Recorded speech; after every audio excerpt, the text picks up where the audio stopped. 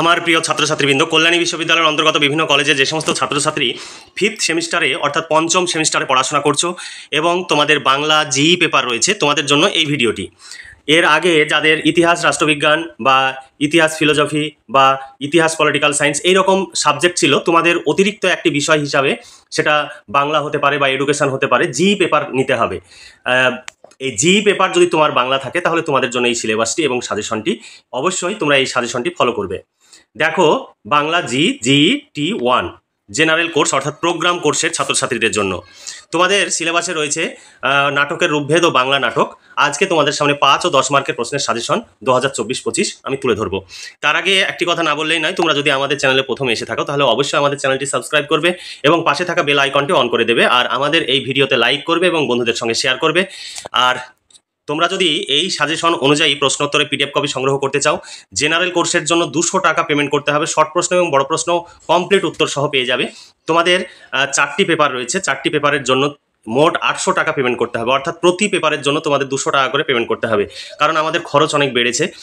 আমরা PDF-এর মূল্য বাড়াইনি, কিন্তু যে ছাড়টা আমরা দিতাম এর আগে সেই ছাড়টা আমরা তুলে দিয়েছি, কারণ তোমরা জানো যে প্রতি জিনিসপত্রের মূল্য বৃদ্ধির সঙ্গে সঙ্গে আমাদের টিচারদেরও বেতন বৃদ্ধি করতে হয়, নইলে তারা কাজ করতে পারবে না, তাদের পক্ষে কাজ করা সম্ভব নয়। তবুও আমাদের যেহেতু খরচ তোলা খুবই কঠিন হয়ে যাচ্ছে, তবুও আমরা এই বছর আমরা চেষ্টা করব, দেখব যদি খরচ তুলতে না পারি হয়তো আগামী বছর থেকে আমাদের এই কাজ আর চালিয়ে যাওয়া সম্ভব হবে না, আমাদের কাজ বন্ধ করে দিতে বাধ্য হব আমরা। এর জন্য তোমরা অবশ্যই আমাদের চ্যানেলের কাছ থেকে সরাসরি নোট সংগ্রহ করবে এবং আমাদেরকে সহযোগিতা করবে, আমাদের পাশে থাকবে, কারণ আমাদের সঙ্গে তোমরা দামাদামি করবে না, আমাদের একই প্রাইস, এই প্রাইসই তোমরা সংগ্রহ করো, তাহলে তোমাদের অর্থ এবং সময়ের সাশ্রয় হবে। দেখো, তোমাদের সিলেবাসে নাটকের রূপভেদ থেকে যে প্রশ্ন, 1 নম্বর প্রশ্ন ভীষণ ইম্পর্টেন্ট প্রশ্ন, তোমাদের পরীক্ষায় আসার সম্ভাবনা ভীষণ রয়েছে। ট্র্যাজেডির সংজ্ঞা ও বৈশিষ্ট্যগুলি লেখো, একটি সার্থক ট্র্যাজেডির পরিচয় দাও। আমাদের এই নোটসগুলো সব তৈরি করা নোটস, তোমাদের সহজ সরল ভাষায় সুন্দর করে তৈরি করা রয়েছে। তোমাদের এই নোটস যদি তোমরা সংগ্রহ করে পড়াশোনা করো, পরীক্ষায় 100% কমন পাবে, সেই সঙ্গে পরীক্ষায় সুন্দরভাবে লিখে আসতে পারবে। তারপরে 2 নম্বর প্রশ্ন দেখো, কমেডি নাটকের বৈশিষ্ট্যগুলি বিবৃত করো। 3 নম্বর প্রশ্ন, কমেডির সংজ্ঞা দাও, একটি সার্থক কমেডি নাটকের পরিচয় দাও। তারপরে প্রশ্ন দেখো, 5 নম্বর প্রশ্ন, পৌরাণিক নাটকের সংজ্ঞা ও বৈশিষ্ট্যগুলি আলোচনা করো। বাংলা সাহিত্যের একটি সার্থক পৌরাণিক নাটকের পরিচয় দাও। তারপরে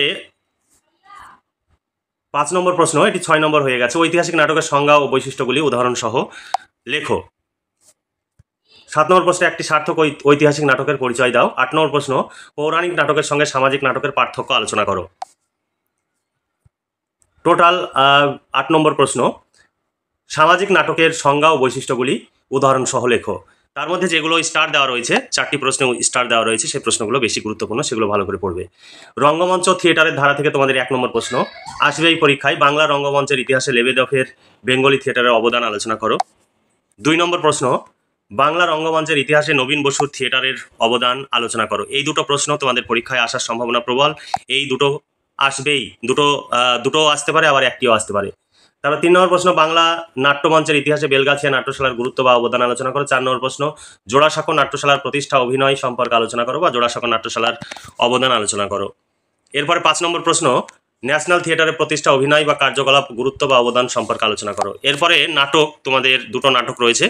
প্রথম নাটক নীলদর্পণ দীনবন্ধু মিত্রের লেখা, এই নাটক থেকে প্রশ্ন। দেখো, নীলদর্পণ নাটকের গঠন শৈলী বা গঠন কৌশল সম্পর্কে আলোচনা করো। 2 নম্বর প্রশ্ন, নীলদর্পণ নাটকের সমাজ বাস্তবতার চিত্র কতটা ফুটে উঠেছে আলোচনা করো। 3 নম্বর প্রশ্ন, নীলদর্পণ নাটকের নায়ক চরিত্র বিচার করো। 4 নম্বর প্রশ্ন, নীলদর্পণ নাটকের ঐতিহাসিক গুরুত্ব সম্পর্কে আলোচনা করো। 5 নম্বর প্রশ্ন, নীলদর্পণ নাটকের নাট্যকার ভদ্র চরিত্র অপেক্ষা ভদ্রেতর চরিত্র সৃষ্টিতে অধিক পারদর্শিতা দেখিয়েছেন আলোচনা করো। অথবা এই প্রশ্নটি অথবা দিয়ে এইভাবে আসতে পারে, ভদ্রেতর চরিত্র সৃষ্টিতে দীনবন্ধু মিত্রের কৃতিত্ব বিচার করো। এরপরে 6 নম্বর প্রশ্ন, নীলদর্পণ নাটকের হাস্যরস সম্পর্কে আলোচনা করো। 6 নম্বর প্রশ্ন, এটি ডবল হয়ে গেছে, নীলদর্পণ ট্র্যাজেডি কিনা বিচার করো। 7 নম্বর প্রশ্ন, নীলদর্পণ নাটকে গোলকচন্দ্র চরিত্রটি বিশ্লেষণ করো। আমাদের এই নোটস সমস্ত অভিজ্ঞ শিক্ষক মণ্ডলী দ্বারা এই নোটস তৈরি হয়, তাই আমাদের প্রচুর খরচ হয়, যে কারণে ভিডিওর মাঝে আমাদের সেই নোটসের নেওয়ার জন্য আমাদের বলতেই হয়, এবং নোটের যে প্রাইস এক একটা পেপারে 200 টাকা, সেগুলো বলতেই হয়। হয়তো তোমরা বিরক্ত হও, কিন্তু আমাদের এই খরচ, বিপুল খরচ কোথা থেকে আসবে? সেটা তো সম্ভব নয়। আমাদের এই কথাগুলো তোমাদের বলতেই হয়, কারণ তোমরা যদি সংগ্রহ করো তাহলে আমাদের যেমন এই কাজ চালিয়ে যাওয়া সুবিধা হয়, আমাদের খরচটা উঠে আসে। তাছাড়া কেউই বছরের পর বছর ফ্রিতে কাজ করতে পারবে না। তুমি ব্যক্তিগতভাবে নিজেও কখনো ফ্রিতে কাজ করতে পারবে না। হয়তো কাউকে একদিন দুদিন তুমি হেল্প করতে পারবে, কিন্তু বছরের পর বছর ফ্রিতে কাজ করবে এমন মানুষ এই পৃথিবীতে নেই, কারণ তার জীবিকার ব্যাপার রয়েছে, সে কেউই পারবে না। তাই তাদেরকে কাজ দিতে হয়েছে, তারা কাজ করছে এবং তারা যথেষ্ট যোগ্য এবং দক্ষ শিক্ষক, দীর্ঘ অভিজ্ঞতা রয়েছে, তাদেরই আমরা এই কাজে নিয়োগ করেছি। টাইপিস্ট রয়েছে, প্রত্যেকের বেতন রয়েছে, আমাদের প্রচুর টাকা খরচ। আমরা যদি ভিডিওর মাঝে ক টাকা মূল্য, কী সমাচার, সেগুলো যদি না বলি, ছেলে মেয়েরা জানবে কী করে? অতএব যারা নেগেটিভ তোমাদের চিন্তাভাবনা, তোমরা নেগেটিভ চিন্তাভাবনা ত্যাগ করো, কারণ আমাদের পক্ষে ফ্রিতে পিডিএফ দেওয়া সম্ভব নয়, কারণ কেউই ফ্রিতে বা কাজ করতে পারবে না। তুমিও পারবে না, আমিও পারবো না। তবে আমি দিনরাত্রি পরিশ্রম করি, আমার নিজের কথা ভাবি না, কিন্তু আমাদের যে শিক্ষক মণ্ডলী রয়েছে তাদের কথা আমাকে ভাবতেই হয়। তাদের বেতন রয়েছে, তারা বেতন ছাড়া কেউ কাজ করে না। তার জন্য আমাকে ভিডিওর মাঝে মাঝে এই কথাগুলো বলতে হয়। তোমাদের বিরক্ত লাগলেও একটু তোমরা ধৈর্য ধরে শুনবে, কারণ তোমরা অনেক ধরনের ভিডিও দেখো, ঘন্টার পর ঘন্টা সময় লস করো। এখানে 2 মিনিট, 5 মিনিট, 10 মিনিটের ভিডিও দেখতে তোমরা এত বিরক্ত হও, আমি সত্যি অবাক হয়ে যাই। অনেকে বাজে বাজে তোমরা কমেন্টস করো, খুব খারাপ লাগে, খুব কষ্ট হয়। 8 নম্বর প্রশ্ন দেখো, নীলদর্পণ নাটকের নবীন বাঁধব চরিত্রটি বিশ্লেষণ করো। 9 নম্বর প্রশ্ন, নীলদর্পণ নাটকের তোরাব চরিত্রটি বিশ্লেষণ করো। 10 নম্বর প্রশ্ন, নীলদর্পণ নাটকের 2টি গুরুত্বপূর্ণ নারী চরিত্র সম্পর্কে আলোচনা করো। এখানে আরেকটি অথবা প্রশ্ন হিসাবে আসতে পারে ভীষণ গুরুত্বপূর্ণ প্রশ্ন, নীলদর্পণ নাটক অবলম্বনে ক্ষেত্রমণি চরিত্রটির উপযোগিতা বিচার করো। তারপরে 11 নম্বর প্রশ্ন দেখো, নীলদর্পণ নাটকের অবলম্বনে দুজন নীলকর সাহেব চরিত্রের পরিচয় দাও। এরপরের প্রশ্ন, অথবা, এটা তো অথবা রয়েছে, এইভাবেও আসতে পারে, নীলদর্পণ নাটক অবলম্বনে রোগ সাহেব চরিত্রটি বিশ্লেষণ করো। রথের রশ্মি রবীন্দ্রনাথ ঠাকুরের লেখা, রথের রশ্মি নাটক থেকে তোমাদের 1 নম্বর প্রশ্ন, রথের রশ্মি নাটকের নামকরণের সার্থকতা বিচার করো। 2 নম্বর প্রশ্ন, রথের রশ্মি নাটকের সংলাপ ব্যবহারের গুরুত্ব আলোচনা করো। 3 নম্বর প্রশ্ন, রথের রশ্মি নাটকের কোন শ্রেণীর নাটক আলোচনা করো, অথবা রূপক সাংকেতিক নাটক হিসাবে রথের রশ্মি নাটকের সার্থকতা বিচার করো। 4 নম্বর প্রশ্ন, রথের রশ্মি নাটকের শেষ কথা জনজাগরণ মন্তব্যটির সার্থকতা বিচার করো, অথবা রথের রশ্মি নাটক অবলম্বনে সমাজ বদলের ইতিহাস কিভাবে বর্ণিত হয়েছে দেখাও। তারপরে প্রশ্ন, রথের রশ্মি নাটকে পথের ভূমিকা আলোচনা করো। 6 নম্বর প্রশ্ন, রবীন্দ্রনাথ ঠাকুর রচিত রথের রশ্মি নাটকের কৌতুক রস বা হাস্য রসের পরিচয় দাও। 7 নম্বর প্রশ্ন, রথের রশ্মি নাটকের সৈনিক চরিত্রটির ভূমিকা আলোচনা করো। তারপরে রথের রশ্মি নাটক অবলম্বনে নারী চরিত্রগুলির ভূমিকা সংক্ষেপে আলোচনা করো। 9 নম্বর প্রশ্ন, সর্বনাশ এলো, কিভাবে সর্বনাশের সূচনা হচ্ছে বলে বক্তা মনে করেছেন? বক্তার মতে কি কি সর্বনাশ সূচিত হয়েছিল বা হতে পারে? তারপরের প্রশ্ন, রথের রশ্মি নাটকে মর্মার্থ আলোচনা করো। এই ছিল তোমাদের সাজেশন অনুযায়ী প্রশ্ন। এই সাজেশন অনুযায়ী প্রশ্ন উত্তরের পিডিএফ কপির জন্য 200 টাকা পেমেন্ট করতে হবে। শর্ট প্রশ্ন এবং বড় প্রশ্ন উত্তর সহ কমপ্লিট পেয়ে যাবে।